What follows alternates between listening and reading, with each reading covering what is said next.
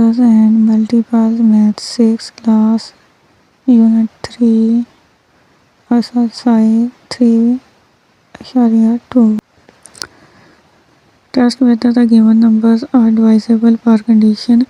तो हमने इस रकम को डिवाइस करना है 3 पे। हम इसको ऐसे डिवाइस करेंगे, इसको हम प्लस कर देंगे 2 + 1 + 5 + 6 + 6। इसको प्लस करने से आ जाएगा 24। तो इसको 24 जो है वो 3 पे डिवाइड होता है। अगला है 92 48 इज एग्जैक्टली डिवाइड बाय 4। क्या ये 4 पे डिवाइस होता है? तो जी हाँ, अगर इसके दो आखिरी जो डिजिट हैं वो 4 पे डिवाइस होते हैं तो ये 4 पे डिवाइस होता है, इसलिए लास्ट डिजिट जो है 48 वो 4 पे डिवाइस होता है, इसलिए 92 डिवाइस होता है 4 पे। अगला है 25 10 61 इज एग्जैक्टली डिवाइस बाय 3। क्या ये 3 पे डिवाइस होता है? तो हम इसको प्लस करेंगे डिवाइस रूल के मुताबिक 2 + 5 + 1 + 0 + 6 + 1 इज इक्वल टू 15। जी हाँ, 25 10 और 61 इज डिवाइसल बाय 3। ये 3 पे डिवाइस होता है क्योंकि 15 3 पे डिवाइड हो जाता है।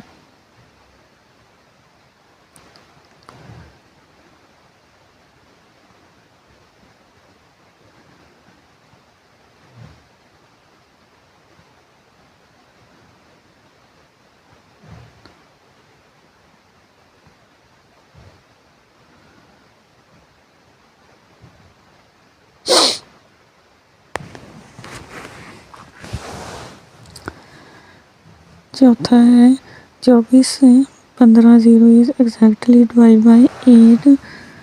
तो हम इसका जो लास्ट 3 डिजिट हैं उनको 8 पे डिवाइड करेंगे। 150 को हमने 8 पे डिवाइड किया तो 18.75 आया, तो ये नहीं डिवाइजेबल, इसलिए 24 15 01 जो है वो डिवाइजेबल नहीं है।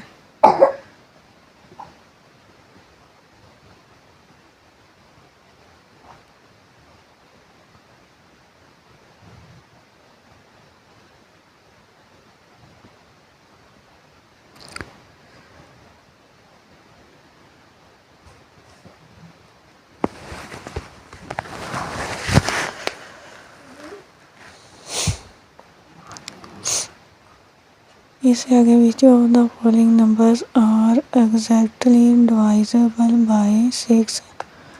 अब हम जो नंबर दिए हुए हैं इनको डिवाइस करेंगे, यानी कि पहली जो रकम है 24 54 है, इसको हमने प्लस किया 2 + 4 + 5 + 6 तो इसका आया 17।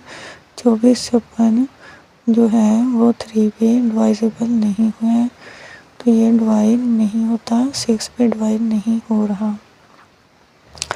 उससे अगली रकम है 19 20 6। तो 1 + 9 + 2 + 0 + 6 इसको हमने डिवाइड किया प्लस किया तो आया 18।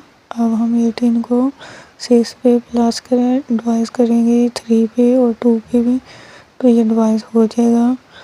तो हमने जो 19 20 6 है वो डिवाइजेबल है 2 और 3 के, तो यस ये 6 पे भी डिवाइस हो जाता है।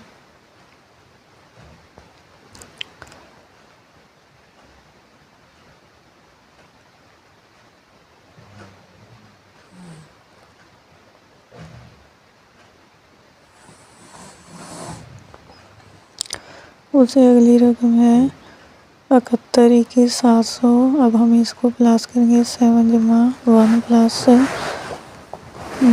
2 + 1 + 7 + 0 + 0 0। तो हमने इनको प्लस किया तो इसका आया 18।